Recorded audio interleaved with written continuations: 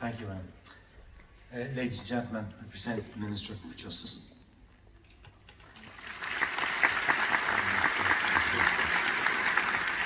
Thank you, Ray. Well, good afternoon, ladies and gentlemen. It is an absolute honour and such a pleasure to join you this afternoon for what I know is a really special day, not just for all of our individuals here who are going to become Irish citizens in the next few moments, but also to your family and friends. And it is wonderful to see the hall filled all afternoon. This is a day where we have had not just one, not just two, but three citizenship ceremonies. So you might be the last, but certainly not least in all of this. Is certainly one of the nicest parts of my job, I have to say, to share in what I know is a very, very special occasion, and one which I hope in years to come you'll be able to tell your children, your grandchildren, your friends, and tell them of the journeys that each and every one of you took, because today we have had 131 different countries represented in this very room, which is really phenomenal. It is absolutely phenomenal. I'm delighted, as always, to be joined by Judge Brian McMahon. He will, as the presiding officer of today's ceremony, shortly administer the Declaration of Fidelity to our nation, the loyalty to our state, and officially confer you with Irish citizenship. And he will do so in a way, as he always does, with great warmth and a little bit of humour as well. The presence of our colour party under Lieutenant Conor Heery also underlines, I think, the significance and the importance of this ceremony, and certainly provides a great sense of occasion. Our Defence Forces, our Irish flag, it is very special to have them here, and I've no doubt you enjoyed the performance of our Army No. 1 band, conducted by Captain Tom Kelly.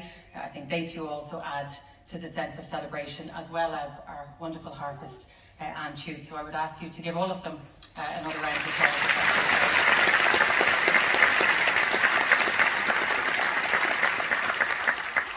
As I'm sure you would be well aware, I think as a country and as people, we have always thought ourselves as a nation shaped by immigration and emigration. One of the things that we certainly have learned about migration is the extent to which it can shape a nation in many different ways. And while we are a young country, we've only in recent years celebrated 100 years since the birth of our country. We are a young nation from which, for many, many years, people left our shores, not just in thousands, hundreds of thousands, millions of people left this country in search of a better life for many reasons that were beyond their control. But wherever they travelled to, whether it was across the water to the UK, whether it was across the Atlantic to North America, South America, or what must have seemed like the edge of the world many years ago to Australia, wherever they travelled to, they contributed to, they helped shape the countries to which they travelled to, and their influence is something that we are so proud of many, many years later, and it's something that brings us great pride. More recently, people from around the world, each and every one of you here, you have arrived to make Ireland your home. And the reasons for your journeys, they differ from people to people, and that's one of the things I love about today, is that each and every one of you, you have your own story, you have your own journey, and some of them more difficult than others.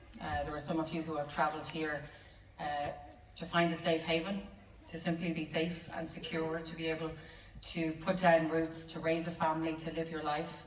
There are some of you who came here because you believe that Ireland is an inclusive and a progressive society.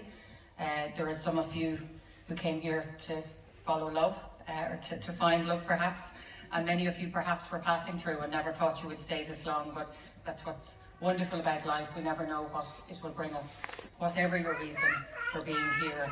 Personally, on behalf of this government, I want to say thank you for choosing Ireland as your home. I know that you will continue to contribute to make us a thriving and a vibrant place to live, and in the same way that we are proud of the contributions that our citizens have made abroad, your contribution to the richness, to the diversity and to our Irish culture is integral to how we develop as a nation. We do have, I think, a great culture, great traditions, be it music, be it sport. Our athletes, our sportsmen, our sportswomen, they participate at the highest levels internationally, at home and abroad. Right now we are competing in the World Cup.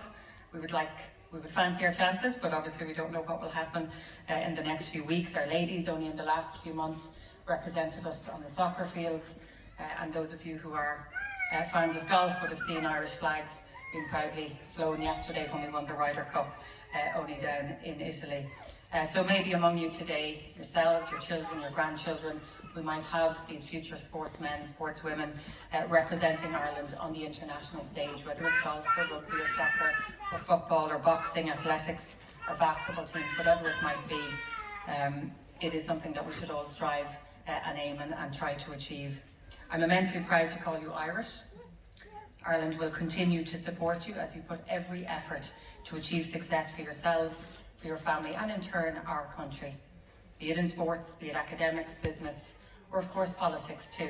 And who knows, we might have a future Minister for Justice or a future Taoiseach or somebody in our midst here today. Who knows, the possibilities I think are endless. In granting you your Irish citizenship today, we have made a commitment to you, and that is a symbolic commitment too, that resonates with our country's history, with our people, both at home and abroad, and that is one that you will always have a home here. You will always be valued, you will always be cherished, you will always be celebrated and accepted.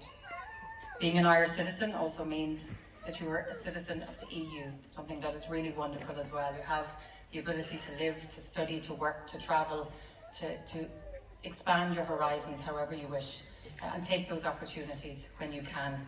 You can vote in local, in national and European elections, and again I would urge you to make sure that you use your vote and that you participate when you can.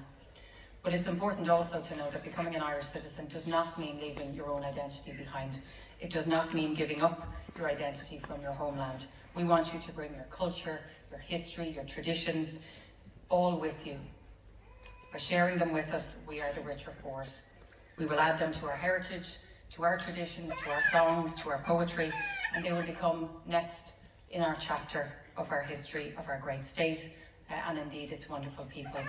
The riches of our nation is not measured on our wealth, but it indeed is measured by our people. So let us embrace our differences, let us embrace our diversities, and also let us embrace our similarities, and make sure that we continue to strengthen our bonds of friendship and fellowship as Irish citizens. As the old Irish saying goes, Ninart go cur le céile, there is strength in unity. And just to finish, maybe to add a few more cúpla focal, the word citizen in Irish language actually is Serenach. It's based on another